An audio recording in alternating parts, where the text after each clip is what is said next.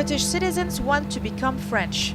Applications for French nationality by British citizens living in France have tripled after 2015 last statistics, according to the recent figures by Ministry of Interior in France, and released by French newspaper Le Monde, which showed 1,363 Britons in France who applied to become French in 2016, compared with 385 the previous year, with a 254% increase. People feel insecure, people feel uncertain about the future here, especially retired and elderly people, who maybe can't apply for citizenship because maybe they don't have the language ability, because you need to pass a language test.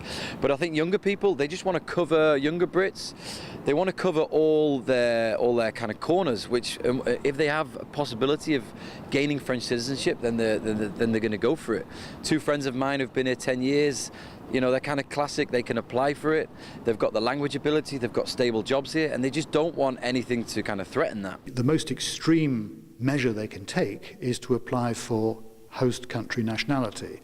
That means if they get it, it's not always automatic, but if they get it, then they can continue with their life. They can continue to live in the country where they've chosen to live, or where their work has taken them. Now, it's not as easy as all that. The process is difficult and expensive. In Spain, if you're a Brit living in Spain, you are not allowed to hold two nationalities. You can only, if you claim or apply for Spanish nationality, you have to renounce British nationality. Most of us don't want to do that. We are British. London is a more open society. It's much easier to fit in, and it's much easier to find work quickly, and that's not quite the case in Paris.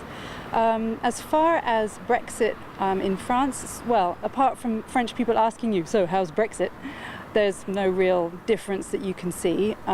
Perhaps the fact that Macron is looking to be quite a strong president is an interesting side effect of the politics of what's happening in the Anglophone world. So I think people are feeling quite positive about what he's going to do. In the UK, I've had a lot of friends from Poland and other countries who've experienced racism since Brexit, and that is continuing. So it's kind of opened up a more racist side of English society, which has been a bit of a shock. The increase comes as a direct result of the British vote to leave the EU in June last year, leaving a cloud of uncertainty over the status of many as 400,000 Britons who live in France. We have today one of the strongest major advanced economies in the world. We are well placed to face the challenges ahead. We have low, stable inflation. The employment rate remains the highest it's ever been. The budget deficit is down from 11% of national income, forecast to be below 3% this year. أعتقد الهدف هو تحسب هؤلاء البريطانيين للقادم من الأيام في حال كان لديهم استثمارات أو مصالح في أوروبا، إضافة ميزات يحصلون عليها من خلال الاتحاد الأوروبي، لا يريدون أن يخسروها. لهذا السبب هم متمسكين بمزايا التي يمنحها الاتحاد من ناحية التنقل وحرية العمل والحريات. A week ago, Germany's Federal Statistics Office said the number of Britons who became German citizens last year leaped by 361% to 2,865 people, who also linked the increase to Brexit. As we're getting into the Brexit negotiation, people may be tempted to think they're going to be a winner and a loser, but these are exceptions more than the general case. In reality, anything that might be lost in UK might actually be lost for all of Europe. So that international businesses who've invested in either countries may actually be just tempted to go in another place where they have a better visibility. Again, the business wants clarity, the business hates uncertainty, and the sooner we can present the structure and where we're going to end, the best it will be for everybody and for the jobs all in Europe.